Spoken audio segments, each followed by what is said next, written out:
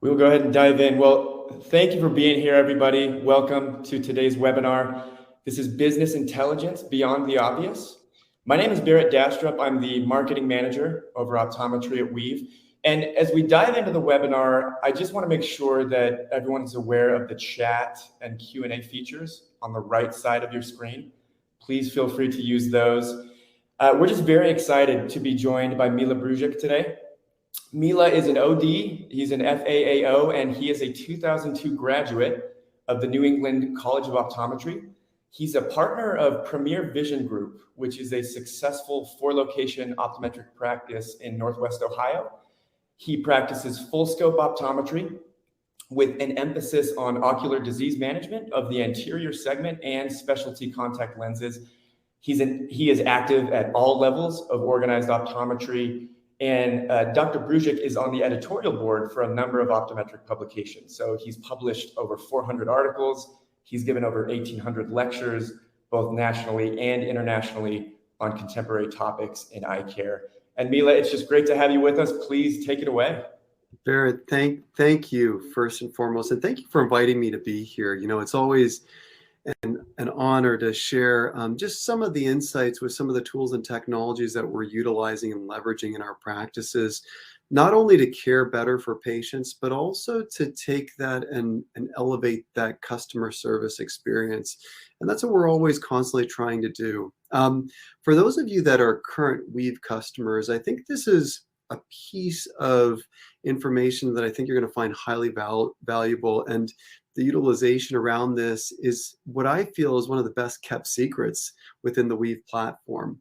For those of you that are not current Weave customers and are just kind of looking and interested in wanting to see kind of what's new, what can this platform deliver to the office, there are several things that that this platform offers. One, the phone systems within your practice. Two, being able to immediately text message, and not passively but actively, back and forth with your patients, which is just awesome functionality. But this right here is some of the things that really starts to separate it, and that is the business intelligence that it delivers to us within our practices. Like Barrett said, I'm a private practice owner, so owning 4 locations with 2 business partners, and also having as many optometrists and opticians and technicians within all the offices, we realized very, very quickly there are things that we wish we knew about our businesses.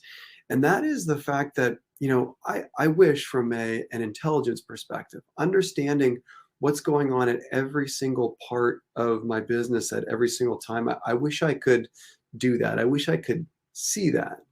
The challenge is we can't do that, regardless of what your role is currently in your practice, whether that is an owner optometrist, whether that is office manager, whether that is technician, whether that is optician, whether that's working the front desk. We sometimes share this within office meetings so that everybody can get a little bit more of a sense of what's happening in those different portions of the practice.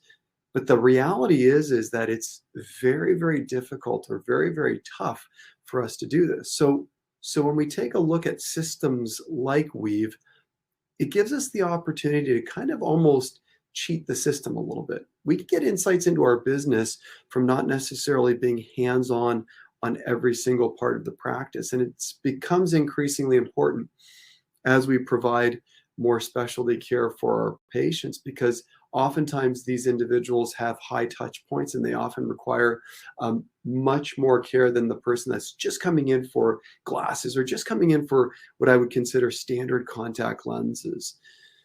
So we start to ask ourselves these questions about our own businesses and business processes. And what if we could know what was happening in other parts of the office, even when we physically weren't there? And what if we could understand what the time spent on the phones actually sounded like and looked like? And what if we could understand when the busy times on the phone in the offices are?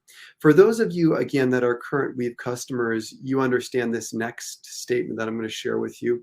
But for those of you that aren't, one of the interesting things with this is you'll never run out of lines to answer phones in your practice, meaning every single workstation will have a phone associated with it. And the ability to answer a phone call won't be limited by the number of lines that you have, which is kind of traditionally how we thought about answering phones in contemporary offices. We used to have 2 phone lines or 3 phone lines or 4 phone lines. And if one of those phone lines was occupied, the person automatically got shifted to the second one. But once those phone lines were maxed out, if somebody tried to call into your practice, they wouldn't be able to get through. Well, that's not a limiting factor with the Weave systems, meaning depending on how many phones you have, if you have 6 phones in the office, you'll always be able to pick up or answer the phone as long as you have an employee to pick up or answer that phone. So it'll never be limited by the amount of lines. So the system just functions very, very differently. So again, understanding that, there's really no physical limitation or barrier now in terms of the lines coming into the office. So what if we could understand to a better extent what the busy times on the phone in the office are? And this is what we're going to start diving into a lot more specifics here in just a moment. But there's other things too, like what if we could use these phone calls as a key source for training, or ways that we could not only make ourselves better, but everybody in the office better in terms of, 1, how we're responding to patient inquiries, 2, how we're communicating things to patients on the phone, and 3, what if there's another level of accountability that we have not only for us and what we're sharing for patients, but also patients themselves? How many times, for example, have you been in a situation where it's awkward? A patient's telling you one thing, and they're telling you that they were told one thing, and then your employee or the staff member, or the person who is talking to that person on the phone, is saying something completely different. This creates an awkward scenario as a business owner, as people that are accustomed to really kind of taking service to the next level. We always tend to side with the customer, even if the request seems unreasonable. Well, we're going to find out why. We're going to flip the switch on this very, very shortly. And we're going to go into kind of deep dive specifics into how the Weave system actually creates a level of intelligence that goes beyond what we traditionally assume our office software could do. Now, I do have to take a little bit of a step back. And for those of you that were in eye care at the beginning of 2020, you realize that we went from a phase of being kind of what I would consider in a good groove. And then when the pandemic hit and everything stopped, it challenged every single one of our business models. So when we started coming back into business or regular business practices, where we were starting to see more routine care, I would argue that none of the care in eye care that we provide is routine. And I think that several of you on the webinar right now might be kind of nodding your head saying, yeah, you're right. I mean, we're a very specialized profession. But those things that we would kind of consider more regular or routine care, we stopped doing, and we only were providing emergency care. So when we came back, a lot of the offices slowly brought staff members back. And what that meant was we were scheduling people at a much slower clip than we were pre-pandemic.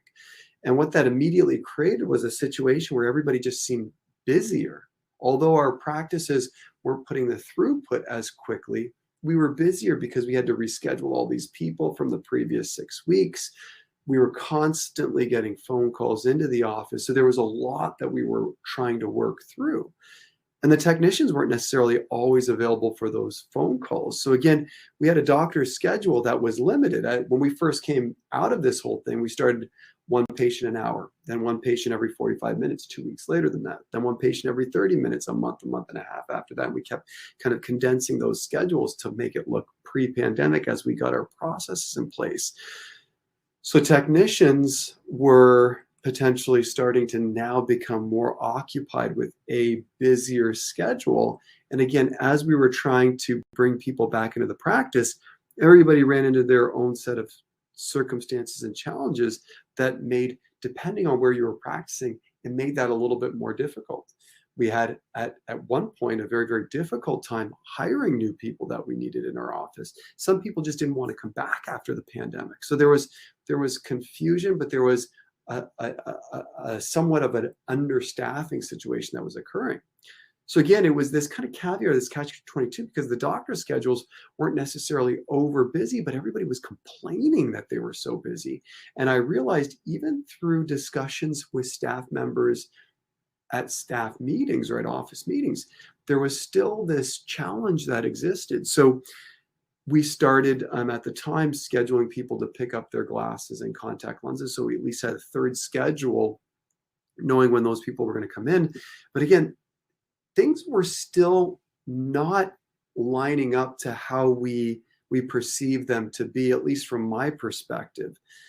So what we realized was we needed to really get a better handle on what was occurring with the rest of the office. Now, for those of you that are current Weave customers, this is going to look very, very familiar to you. For those of you that aren't current Weave customers, this is something that should be a brand new thing. Now what this is this is the major platform that will be the home base to all of the services and technologies that Weave has. So for example, we do current faxing through Weave. And what you can see here is at the very bottom, on the very bottom row, you have a button called fax. So we now don't have a separate fax machine, but we do all of the faxes electronically through our Weave system. We receive the faxes through Weave, and we also send the faxes through Weave. That's really kind of not what we're talking about here today, though. What we're doing is talking about how this can give us better business analytics. And what you can see here is this little box right here, this analytic box. When you click on that box, it'll actually send you into this page right here.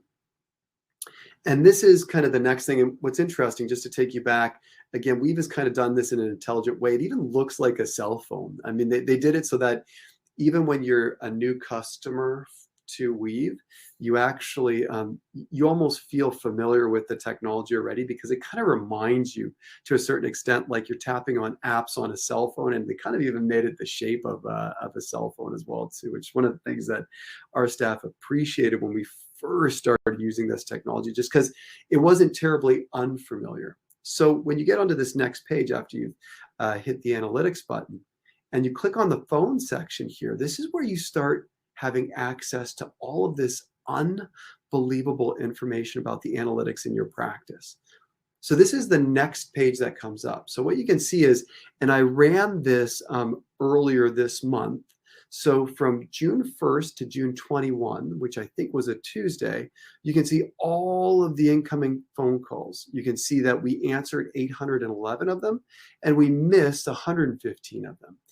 Now, so that you're aware, any missed calls are, like, even if somebody calls you on the weekend and they leave a message on your answering service, or if it was a missed call and they did leave a message, those will be counted as missed calls as well too. Now, what you can do is you can actually do a deeper dive into specific days.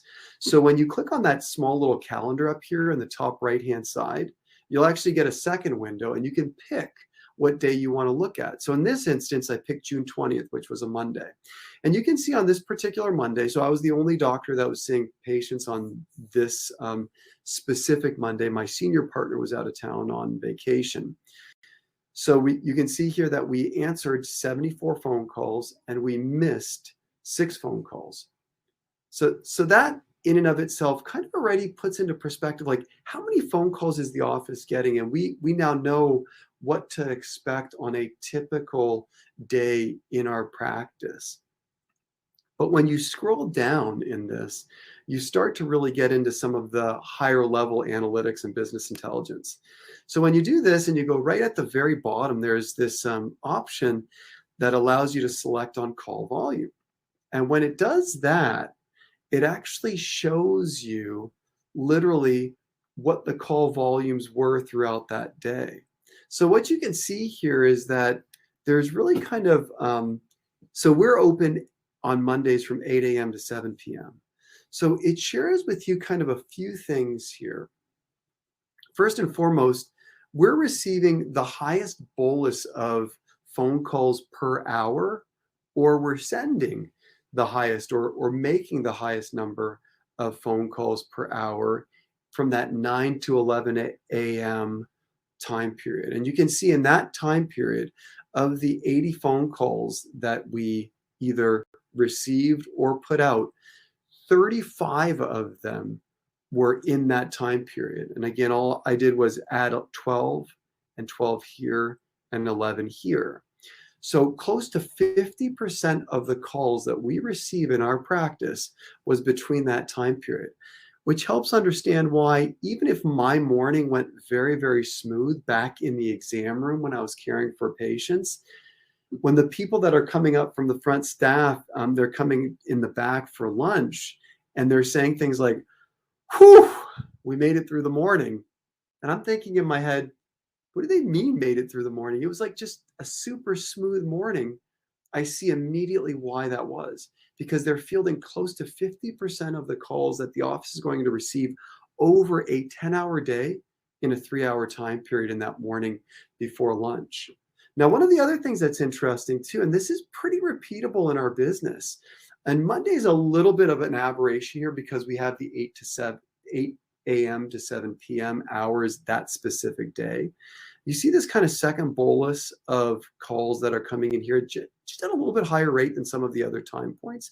And then you see this between 4 to 5 p.m., you see this kind of third bucket of busyness that kind of creeps up in the practice.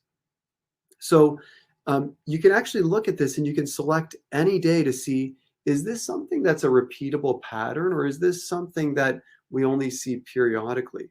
So again, you can just go up to this calendar up here and you can select it again and you can see exactly what that actually looks like. And when you click on that, you can see almost a repeatable series of events that are occurring here. So between 9 to 11, you're kind of seeing the bolus of calls for this day. So this was June 17th. This is a Friday. You can see that there were 4 missed, there were 44 answered. So this is a day where I was seeing patients just in the afternoon that day. So there was a total of close to 50 calls. But when we look at this time period right here, so 9, 10, and 11 a.m., you can see that close to half of the phone calls here are always in that 3-hour time period in the morning. And then you can see it kind of fades. It's interesting where we would kind of expect to see more phone calls. Like logic would tell you that, oh, well, people are on lunch from 12 to 1 o'clock, so we would expect more phone calls at that time period.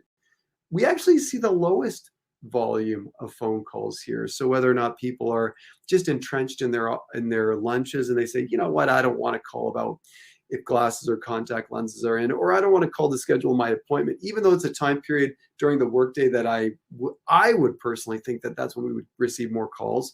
We're just not receiving them at high clips right here. And then again in the afternoon, you see that kind of second increase or that second wave that occurs, and it's pretty repeatable in our business model.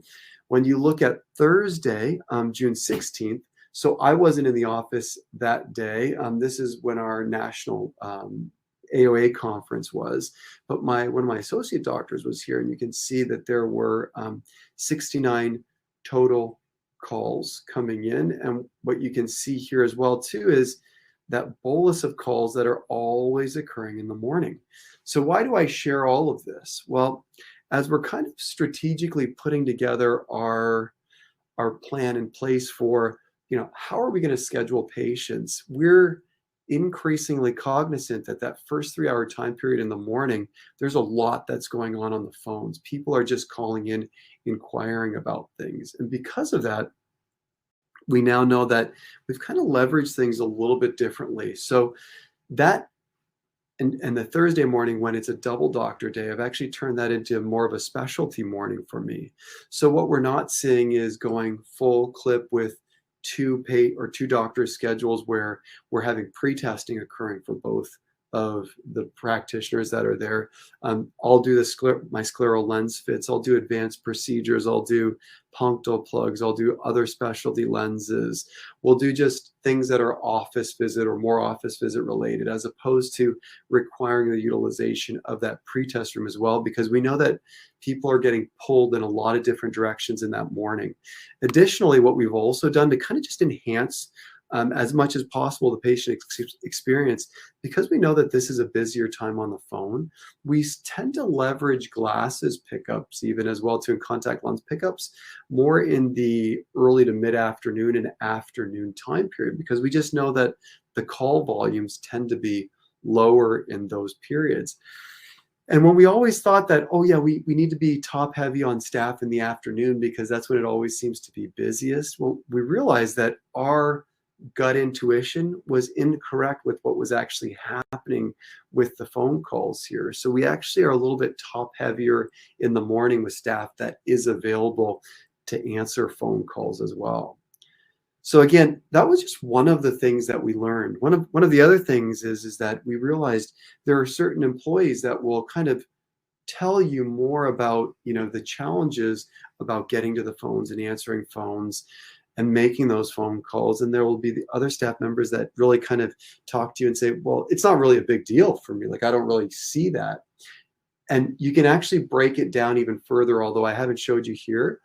But every single phone is linked to a specific workstation. And what we became hyper acutely or cognizantly aware of was, in particular during COVID, was everybody kind of tried to stick to, as best as they could, one phone in the office. So that was kind of their workstation phone. So what we could literally do is determine, oh, this person either answered or made 40 of the calls today versus this other person that kind of really wasn't complaining to us about how busy the phones were. They only answered the phone 3 times. So there is a misperception or a misrepresentation of what's happening and occurring. And it gives us as a team the ability to help every single one of us on the team understand really what the other people are doing and also gain a better appreciation for that. So if you have that person in your office that, again, may not be the one that's helping individuals in the office, kind of the first one up, there may be other reasons for that. And understanding the business analytics around the phone is hyper critical in these circumstances. So again, it helped us as we were in particular coming out of COVID, but also now, 2 years after, it helps us kind of engineer our employee schedule to help us understand that better. It also helped explain why, even though I may not have felt like it was a really crazy day, my employees felt that I'm overwhelmed right now. And looking at those call volumes helped us understand that better. But it also gives you an additional layer of power. So what's that other power that it gives you? Well, every single one of the phone calls that are made in the office is actually recorded. So because of that, you can listen to any phone call that you'd like throughout the day to do 2 things. One, understand if there was a misunderstanding between your office and the patient, what actually happened on that phone call. Second thing we can do is, if you've ever heard of anyone in your office saying, person XYZ really doesn't have good phone etiquette, and you maybe aren't there to see that phone etiquette, you can actually hear what the phone etiquette is. And you can understand immediately why some people may be saying that. So you start asking these questions and you start listening to different employees and how they're communicating with people on the phone. And you have this awesome opportunity to ask yourself, is there anybody in the office that's just totally awesome at answering the phones? And we can give that as direct feedback to other employees to say, hey, this is like a best case scenario. This is how we would like you to answer the phones. And this is what we perceive as best in class patient service when individuals are calling into the office, and we're promoting ourselves as a high touch point, high level of service office for you. But what it also gives you the ability to do is handle these difficult situations, these individuals or these patients that maybe call back with some concern regarding instances or circumstances that have happened in your practice. I'll give you a perfect example of one. So we see patients every other Saturday morning, and a patient came in for his appointment on a Saturday when we weren't open. He called the office 3 times, leaving what I would consider very, let me take a step back. They weren't very nice messages that he left on our answering service. And I would go as far as to say they were pretty crude messages that he left on our answering service. And when he did this, I mean, it took us all by shock, but essentially it was hey, I can be getting paid double time today. And I took the day off of work because I had an appointment this morning and nobody's here. And he called and left like 2 or 3 messages like this. And the last one he left with us says, "You guys better take care of me because this is crazy. I'm double time and I'm missing work because of this." Well, the first thing Monday morning, we got the message, and one of the people that was involved in scheduling that appointment, we kind of brought up the message and we all listened to it together to hear exactly what had happened. And the person that scheduled the appointment for this individual literally said 3 times the correct day of the appointment, which wasn't the day that this person came in. We then went back through our Weave text message logs, and we saw that the individual was reminded of the correct day of the appointment in the text message, and he confirmed it back saying, "Yep, I got it. I'll be there that day." So it was a situation that would have been a difficult one for anyone that's running a business who's always trying to be overly courteous to the patient, because we obviously want to be cognizant of their needs and wants. But what we did was we called the individual back and we said, "We are so sorry that we had this misunderstanding.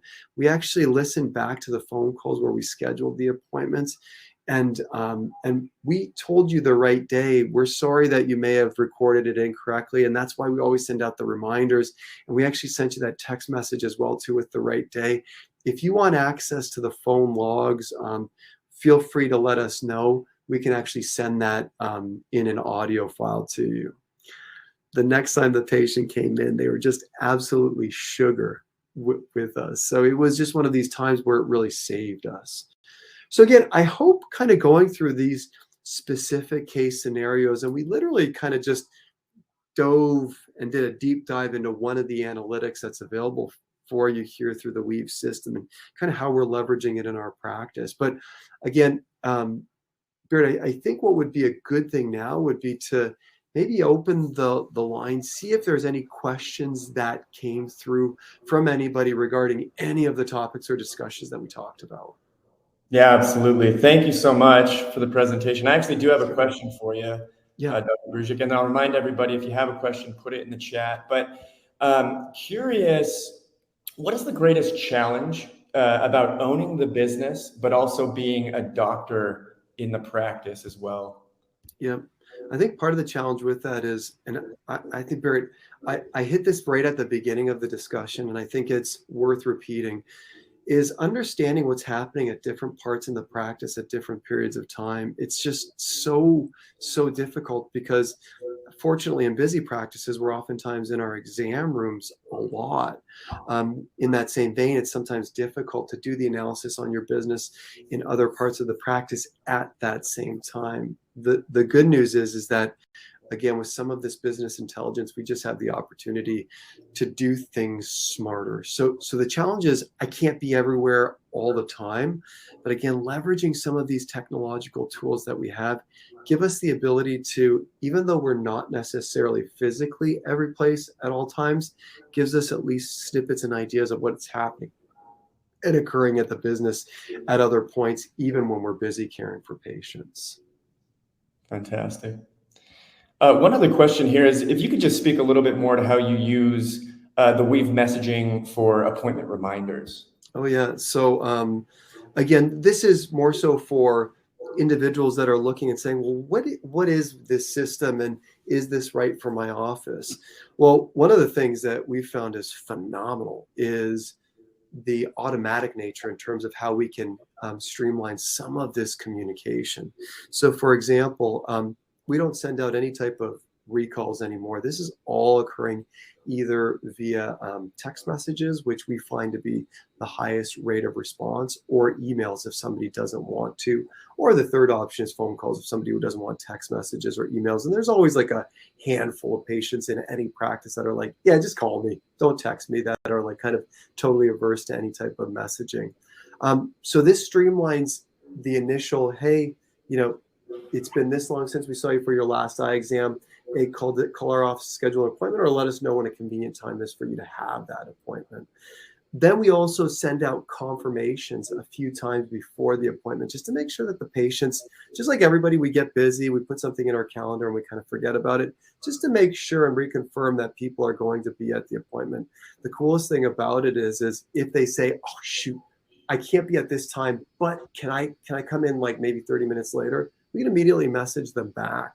The other thing too is that the system is sophisticated, and Barrett, I don't care how you guys do this, but I'm just glad that you do it, because there's patients who will just send us a thumbs up or a smiley emoji face, and the system just knows that those are positive confirmations to the text message that gets sent out to them. So again, it's a really kind of cool way to not only just send out messaging to patients, but be able to have that two-way communication that in today's era, it's just something that is multifaceted and much more intelligent in terms of the ways to communicate with patients. Right. Well, this is fantastic. I love that you've showed how important it is to have the data. That's step one. But how exciting it is to take that data, dive into it, and make strategic decisions for your practice, actually improve the practice. So just fantastic. We can't thank you enough for being here. Thanks everybody for joining. I just want to remind everybody that we will be emailing a recording of this webinar. So please keep an eye out on your inbox boxes for that. We just hope everyone has a great day. Thanks again to Dr. Brujic. Thanks for everyone tuning in. Bye now.